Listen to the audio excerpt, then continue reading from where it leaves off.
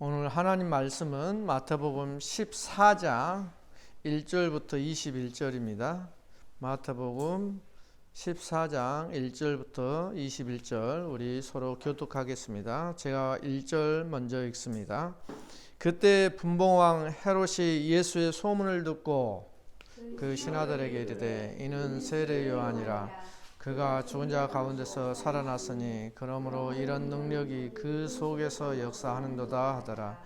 전에 헤롯이 그 동생 빌립의 아내 헤로디아의 일로 요한을 잡아 결박하여 옥에 가두었으니 이는 요한이 헤롯에게 말하되 당신이 그 여자를 차지한 것이 옳지 않다 하였음이라. 헤롯이 요한을 죽이려 하되 무리가 그를 선지자로 여김으로 그들을 두려워하더니 마침 헤롯의 생일이 되어 헤로디아의 딸이 연석 가운데서 춤을 추어 헤롯을 기쁘게 하니 헤롯이 맹세로 그에게 무엇이든지 달라는 대로 주겠다고 약속하거늘 그가 제 어머니의 시킴을 듣고 이르되 세례 요한의 머리를 소반에 얹어 여기서 내게 주소서 하니 왕이 근심하나 자기가 맹세한 것과 그 함께 앉은 사람들 때문에 주라 명하고 사람을 보내어 옥에서 요한의 목을 베어 그 머리를 소반에 얹어서 그 소녀에게 주니 그가 자기 어머니에게로 가져가니라. 요한의 제자들이 와서 시체를 가져다가 장사하고 가서 예수께 아뢰니라. 예수께서 들으시고 배를 타고 떠나사 따로 빈들에 가시니 무리가 듣고 여러 거울로부터 걸어서 따라간지라.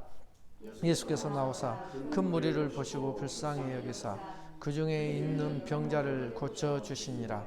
저녁이 되매 제자들이 나와 이르되 이곳은 빈들이요 때도 이미 저물었으니 무리를 보내어 마을에 들어가 먹을 것을 사 먹게 하소서. 예수께서 이르시되 갈 것이 없다. 너희가 먹을 것을 주라. 제자들이 이르되 여기 우리에게 있는 것은 떡 5개와 물고기 2마리 뿐이니이다. 이르시되 그것을 내게로 가져오라 하시고 무리를 명하여 잔디 위에 앉히시고 떡 5개와 물고기 2마리를 가지사 하늘을 우러러 축사하시고 떡을 떼어 제자들에게 주시며 제자들이 무리에게 주니 다 배불리 먹고 남은 조각을 12바구니에 차게 거두었으며 20절 22 먹은 사람은 여자와 어린이 외에 5,000명이나 되었더라. 아멘. 오늘 그 하나님의 말씀 우리가 너무나도 잘 아는 말씀이죠. 오병의 기적. 5오자 떡병자 2이자 물고기 어자. 그래서 떡 5개와 물고기 2마리를 한자로 오병이어라고 이야기를 합니다. 이제 14장에 들어섰는데요. 우리가 12장 끝부분에 가족들이 예수님을 거부하는 사건이 나오죠. 그 다음에 13장에서 하나님 나라 비유를 예수님께서 하나님 나라 비유를 들어주시고 그 다음에 13장 끝에서 또 고향 사람들이 예수님을 배척하는 두 배척 사이에 그것도 가장 잘 아는 가족과 고향 사람들의 배척 사이에 하나님 나라 비유가 들어 있습니다. 왜 이 가족들과 예수님을 가장 잘 아는 가족들과 고향 사람들이 예수님을 배척을 했을까요? 메시아로 인정을 안 하는 거죠. 선지자로 인정을 안 하는 거죠. 왜 그랬을까 했을 때 아마 가족들은 가장 잘 알 거 아니에요. 그러니까 뭐라고 생각을 했을까? 고향 사람들도 그게 편견이 굉장히 무섭다는 것을 알려주는 사건인 것 같아요. 이미 이제 고정된 사고방식. 저 예수는 누구 아들이야? 그죠? 태어나서 저기서 어려서부터 잘하는 거 다 봤는데 우리를 구원할 메시아라고? 이렇게 쉽게 생각을 못 하는 거예요. 그럴 수밖에 없죠. 그렇게 그 사람에 대해서 너무나도 잘 아는 사람들은 쉽게 저 사람이 어떤 사람인가에 대해서 모를 수가 있죠. 우리가 예수 믿는 것도 마찬가지인 것 같아요. 살아가면서 자기 사고에 사로잡힌 것, 그게 편견이거든요. 자기가 생각하는 예수, 자기가 생각하는 교인의 모습, 자기가 생각하는 어떤 그런 사상 때문에 남들이 이해하지 못하는 행동을 하고 거기에 따라 살아가는 모습들을 우리는 쉽게 볼 수가 있죠. 나도 그러지 않은가, 이제 이런 것을 이야기해 주고 싶은 거죠. 나를 점검해봐라. 내가 어떤 편견을 가지고 어떻게 고정된 생각을 가지고 신앙생활을 하는 것이 아닌지, 이제 그 이야기가 이 속에 좀 들어있어요.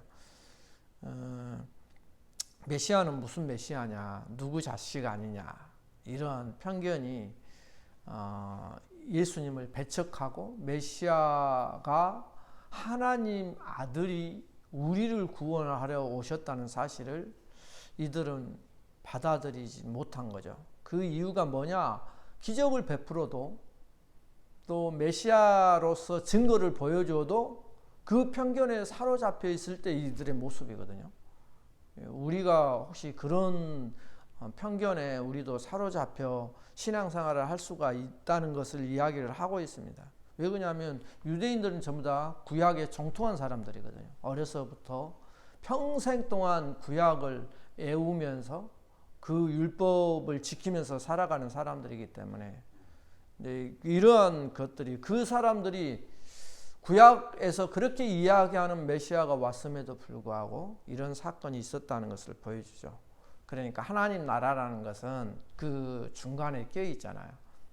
배반하는 중간에 그 끼어 있는 것은, 하나님 나라는 것은 반드시 이런 육적인 관계로서는 볼 수 없는 나라다, 이런 것이 또한 들어있죠. 육적인 눈으로는 깨달을 수가 없는 것이 하나님의 나라인 것 같습니다. 근데 이제 오늘 헤롯 이야기가 나오죠. 분봉왕 헤롯 안티파스, 이 인간의 왕과 예수님의 왕, 이 두 왕을 이렇게 비교해 보면 헤롯 안티파스는, 헤롯은 자신을 위해 남을 죽이는 사건이 있었죠. 지금 자신을 위해서, 그것도 융이잖아요. 융, 노는데 자신을 위해 남을 죽이는 왕의 모습과, 예수님은 어떠셨어요? 예수님 오셔가지고 다른 사람을 살리기 위해서 자신을 죽이는 왕이었잖아요. 이제 두 왕을 실은 이 헤롯 왕의 이야기를 해주면서 해주고 싶은 거죠. 왜 그러냐면, 왜 이 왕의 이야기를 해줄까요? 가만히 생각해 보세요. 헤롯은 자신을 위해 남을 죽이는 거예요. 예수님은 살리기 위해서 다른 사람을 살리기 위해서 자신을 죽이고, 또 헤롯은 자신의 정욕을 위한 환락의 잔치를 하잖아요. 그러나 예수님은 지금 오병이어 기적에서 뭘 보여줘? 굶주린 백성을 위한 생명의 잔치를 하거든요. 이게 자신의 환락을 위한 잔치인데 정말로 굶주린 자를 살리기 위한 생명의 잔치. 이 두 왕을 비교하면서 왜 이 비교가 나왔을까? 이런 거죠. 너는 어떤 왕을 따르고 싶니? 이거죠. 어떤 왕을 너 따라가고 싶니? 또 이걸 더 깊이 생각해 보면, 누가 왕이라고요? 성경에서?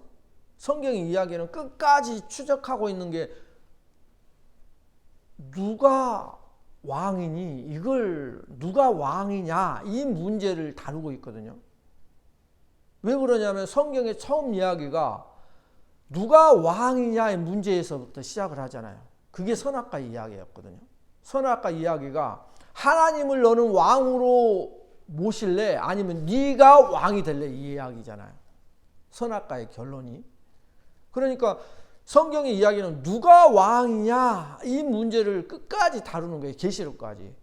그런 이야기 속에서 오늘 헤롯 왕과 예수님 왕의 이야기를 해주면서 이 속에 너는 어떤 왕을 따를래? 이 이야기와 너는 어떤 왕이 될래? 이 이야기가 있는 거예요. 너는 예수 왕처럼 될래? 아니면 헤롯 왕처럼 될래? 아니면 너는 지금 예수님 왕처럼 살고 있니? 아니면 헤롯 왕처럼 너는 살고 있니? 이걸 물어보는 거죠. 이게 이제 성경의 이야기예요. 아까 방금 전에 우리 집사님께서 우리 교회도 이제는 어려운 사람들을 도와야 되지 않느냐. 제 머릿속에 지금 사로잡혀 있는 게 얼른 여기를 탈출하고 싶은 욕망이 강해서 그랬는데 우리 해야 돼요.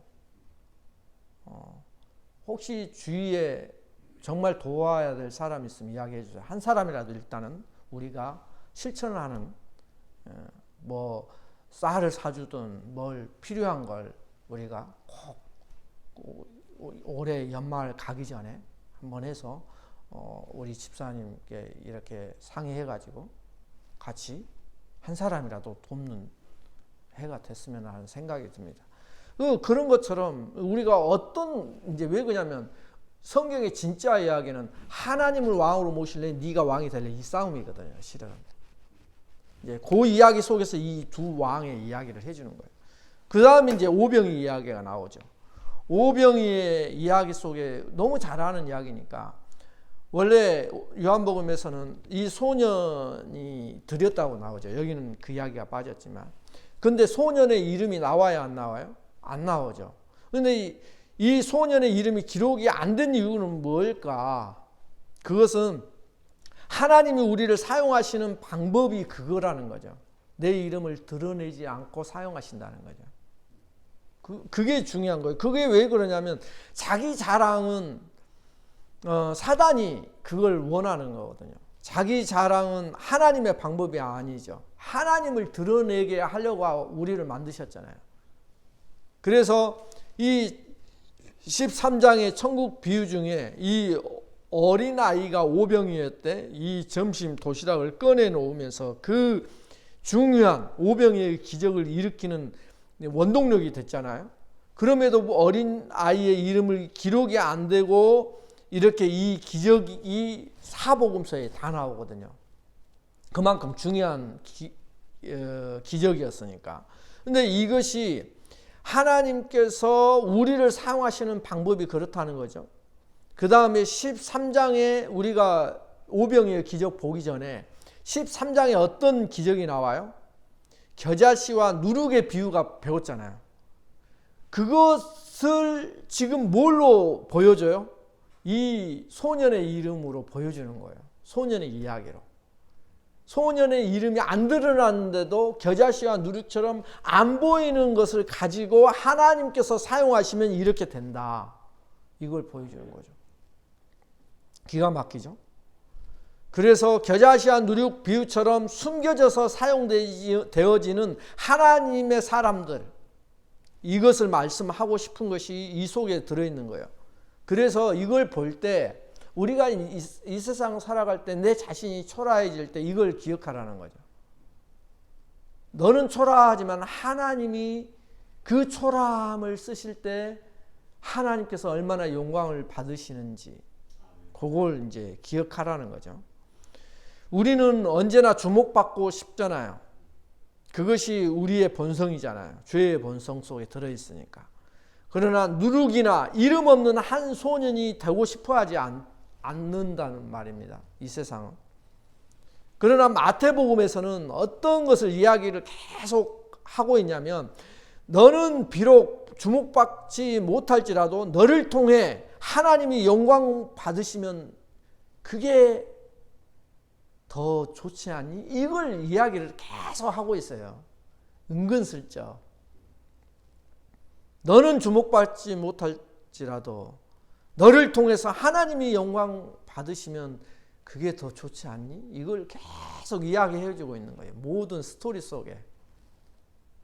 이것을 묻고 있다는 것입니다. 그런데 오병의 기적의 의미가 뭘까? 오병이어는 어떤 것을 예표를 할까?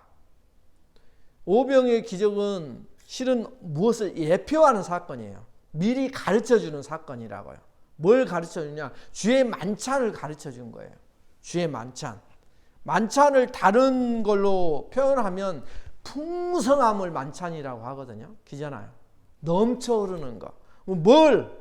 이게 구약 열왕기하 4장 42절부터 44절에 읽어보면 엘리사가 이런 비슷한 기적을 일으켰어요. 거기를 읽어보면 빵 20개로 100명을 먹이는 사건이 거기서 나오거든요. 구약 성경이 이미.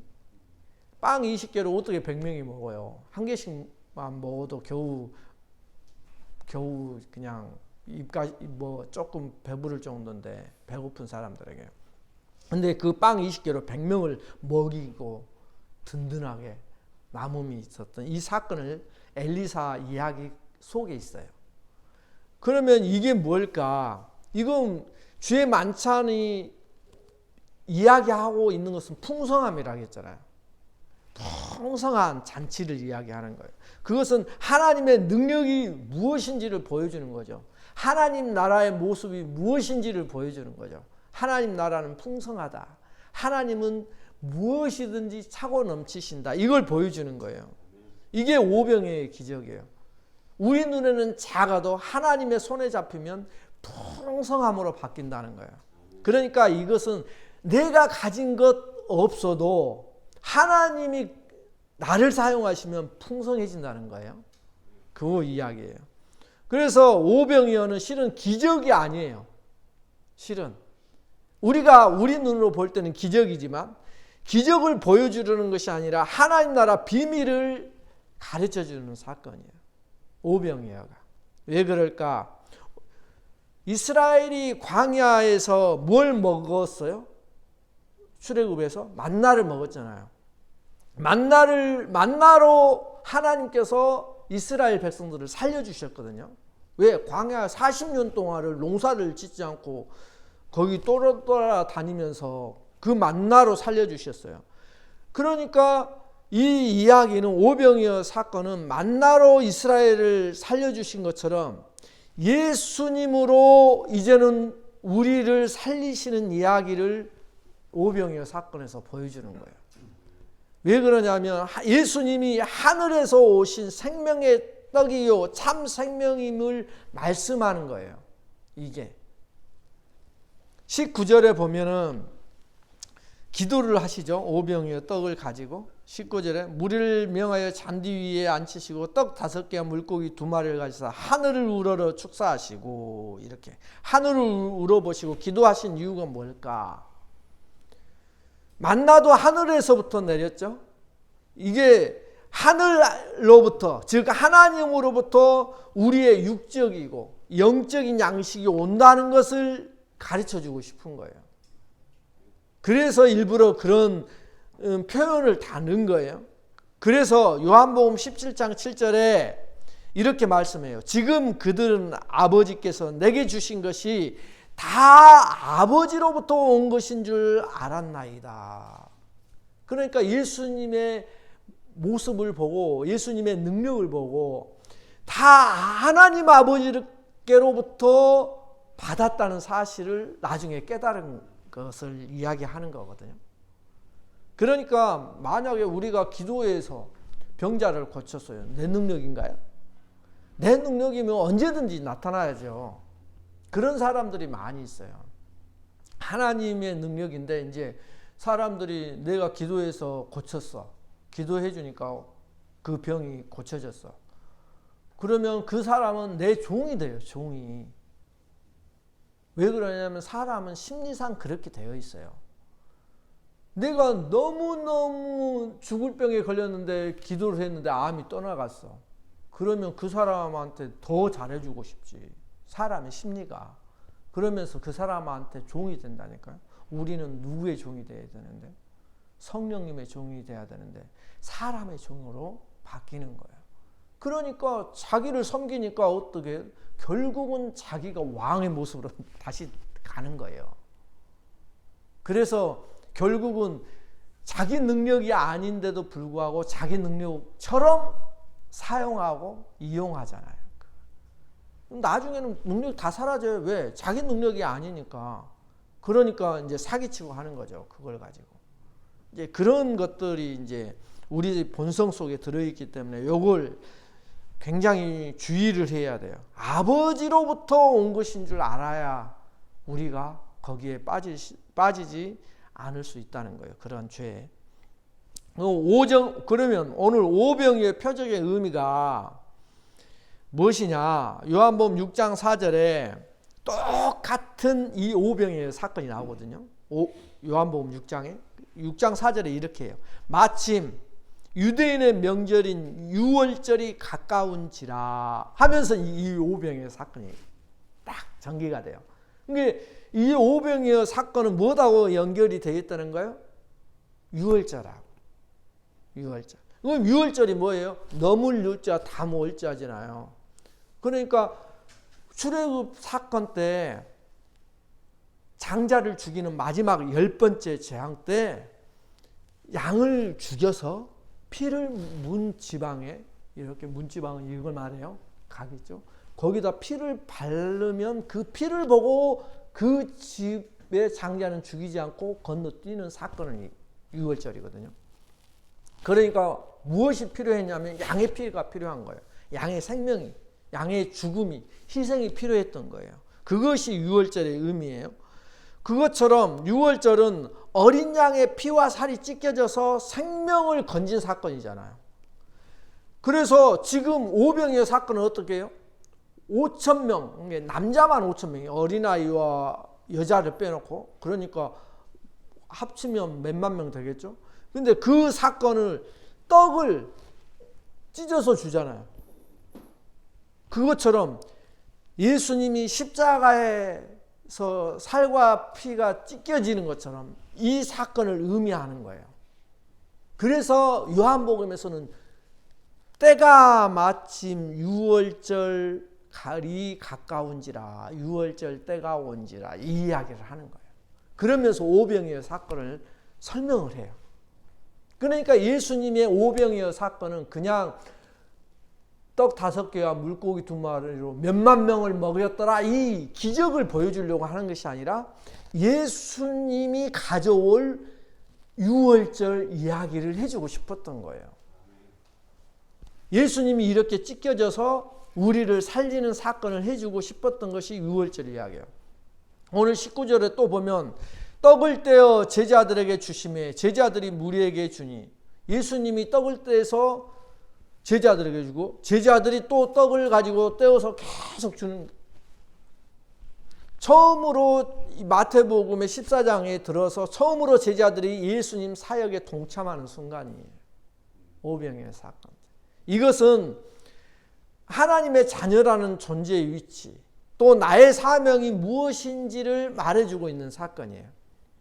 예수님이 이 땅에 와서 하나님 아버지가 누구며 하나님의 은혜가 무엇이고 하나님의 사랑이 무엇이고 하나님이 어떻게 우리를 용서를 하시는 건지, 자비와 긍휼과 성품과 위대하심을 드러내 보여주는 삶을 누구를 통해서 보여줬어요? 예수님을 통해서 하나님을 보여줬잖아요. 그것처럼 너도 제자들도 그렇게 이제부터는 예수님의 사역에 동참하는 것으로 나타나는 거예요. 그러니까 우리도 이제는 그렇게 살아보려는 거예요. 보라는 거예요. 이제는 예수님께 받은 떡을 가지고 우리도 이제 나누는 삶을 그걸 이야기를 하는 거예요. 그러니까 그걸 어떻게 하라는 것이냐? 하나님의 형상이 회복된 존재로 살라는 거죠. 진짜는. 하나님의 형상. 그러니까 하나님의 형상은 무엇이에요? 하나님의 인격, 하나님의 마음, 하나님의 성품을 보여주는 삶을 살라는 거예요. 그게 진짜죠. 그러한 모습을 요한복음 17장 18절에서 이렇게 이야기를 해요. 아버지께서 나를 세상에 보내신 것 같이, 여기서 나는 예수님이에요. 예수님, 하나님 아버지께서 나를 세상에 보내신 것 같이 나도 그들을 세상에 보내었고, 예수님도 그들을, 제자들을 세상에 보내었고, 다른 말로 예수님도 나를 이제는 세상에 보냈다는 거예요. 그러므로 예수님이 나를 세상에 선교사로, 제자로 지금 파송하고 계신다는 거예요. 왜? 우리의 모습이 이제는 하나님의 형상을 회복한 자로 나를 볼 때 하나님을 볼 수 있어야 된다. 그것이 어디서 나오느냐? 아까 말한 것처럼 집사님께서 말씀하신 것처럼 우리가 별것도 없어도 지금 뭔가를 좀 시작하는 거, 그거 굉장히 중요한 거죠. 이러한 것들. 이 사명은 우리가 그렇게 해야 하는 사명은 13장에 보면 뭐 어떤 모습으로 나타나냐면 13장에 천국의 서기관 우리 배웠잖아요. 애것과 새것을 마음껏 꺼내오는 서기관의 모습. 그런 서기관의 사명과 같은 거예요. 결론은. 왜 그러냐면 서기관은 천국의 서기관이니까 이 하나님의 말씀 구약과 신약을 마음껏 꺼내다가 이 사람의 상황에 맞춰서 그걸 가지고 마음껏 전해주는 거예요. 그게 천국의 서기관이거든요. 그 이야기 13장에 이미 그 천국의 서기관 사명이 오늘 오병이어 동참 제자들의 예수님으로부터 떡을 받아서 나눠지는 거. 예수님이 주시는 떡은 뭐예요? 떡은 성경의 말씀으로 비유가 되거든요. 예수님께 받은 말씀을 우리도 나누는 거. 그래서 결국은 제자들이 그 사명을 나중에 감당을 하잖아요. 그게 바로 천국의 서기관의 모습이잖아요. 그러니까 서기관의 이야기가 오늘 오병이의 동참 제자들의 사건. 이것이 마태복음 24장, 똑같은 마태복음 24장 45절에서 충성되고 지혜 있는 종이 되어, 우리한테 하는 이야기예요. 충성되고 지혜 있는 종이 되어 주인에게 그 집 사람들을 맡아 때를 따라 양식을 나눠줄 자가 누구냐라고 묻는 거예요. 그러니까 이 양식은 뭐예요? 하나님의 말씀이 양식이거든요. 영혼의 양식. 그 양식을 때를 따라 나눠줄 자가 필요하다는 거예요. 그걸 이야기해요. 그러니까 전부 다 연결이 되죠. 천국의 서기관, 오늘 오병이의 떡을 나누는 자, 그 다음에 충성되고 지혜 있는 종으로서 주인의 하나님 아버지의 사람들을 맡아서 때를 따라 이제 우리도 나눠주는 양식을 주는 자. 이것이 결국은 마태복음 마지막 장 28장 그 유명한 대위임 사건 28장 19절 20절 그러므로 너희는 가서 누구한테 가라고요? 너는 가서 이 말이에요. 그러므로 너희는 가서 모든 민족을 제자로 삼아 아버지와 아들과 성령의 이름으로 세례를 베풀고 내가 너희에게 분부한 이렇게 계속 너희에게 이야기를 해요. 모든 것을 가르쳐 지키게 하라. 이게 주는 사건이에요. 그 이야기를 지금 오병이어 사건을 통해서 계속 하고 있다는 거예요. 그리고 오병이어 사건에서 중요한 게 뭐예요? 먹이고 나서 몇 바구니가 남아요? 12바구니. 이게 의미가 있죠. 12바구니라는 것은 상징하는 게 12 하면 뭐예요? 12제자. 또 구약에서는 12지파. 그러니까 이것이 남았다는 것은 그리스도의 신령한 양식이 전 이스라엘, 아니 전 인류, 모든 하나님의 백성의 영적 굶주림을 채우고도 남을 것이라는 그런 상징성도 있다는 거예요. 모두 다 먹고 하나님의 백성이 모두 다 먹고 배불리 먹어도 차고 넘친다, 이걸 이야기를 하는 거예요. 그래서 아까 만찬하고 연결이 된다는 거예요. 주의 만찬하고. 그걸 이야기를 하는 겁니다. 그래서 이 하나님의 풍성함이 하나님 앞에 가면 우리는 그 풍성함을 누려야 되는데 우리가 그걸 제대로 누리지 못하니까 우리의 문제라는 거죠. 마태복음의 공식이 재밌어요. 이 공식만 하고 마치면 됩니다. 마태복음의 공식은 14절에 한번 보면 재밌어요. 14절에 예수께서 나오사 큰 무리를 보시고 불쌍히 여기사 그 중에 있는 병자를 고쳐주시니라. 여기서 마태복음 읽다 보면 예수께서 나오사 큰 무리를 보셔서 불쌍히 여기사 이 말이 모든 기적 앞에 이야기가 나와요. 쭉 성경 읽어보면 불쌍히 여기사 불쌍히 여기면 뭐가 나와요? 기적이 일어나요. 우리 입장에서 기적이에요. 불쌍히 여기면 반드시 병이 낫고 기적이 나고 귀신이 쫓아나고, 예? 누가 치유가 되고 회복이 되어 살아나는 역사가 반드시 일어나요. 그 전제가 뭐냐? 불쌍히 여기시. 그래서 이게 회복되는 살아나는 공식이 항상 불쌍히 여긴 다음에 일어나는 기적들이에요. 그러면 마지막 주님이 불쌍히 여기면 그 사람은 땡 잡는 거예요. 불쌍히 여긴, 주님이 불쌍히 여기는 사람이 땡을 잡는 거예요. 그러면 누구를 불쌍히 여길까? 주님의 은혜가 없으면, 주님이 도와주시지 않으면 나는 아무것도 못한다고 항복한 사람들, 우리가 산상수훈의 표현으로 이야기하면 가난한 사람들, 마음이 가난한 사람들. 그러면 하나님은 우리를 불쌍히 여기셔요. 하나님이 불쌍히 여기시면 끝나는 거예요. 왜 그러냐면 마태복음의 공식이 그래요. 불쌍히 여기면 반드시 그 불쌍히 여긴 것을 그냥 지나치지 아니하시고 다 해결해 버리셔요. 오늘 이야기도 그 이야기예요. 불쌍히 여기사 오병이어 기적을 베푸셔요. 오늘 성탄절입니다. 하나님이 우리를 불쌍히 여겨서 오신 날을 기념하는 날이죠. 물론 이 날이 예수님이 태어난 날하고 좀 많이 차이 나요. 그러나 이 날이 사람들이 제정을 해서 그래도 기념한다는 게 얼마나 좋아요. 하나님이 우리를 불쌍히 여겨서 오신 날을 기념하는 날이에요. 진짜 우리를 불쌍히 여겨서 우리가 이 자리에 있는 거고요.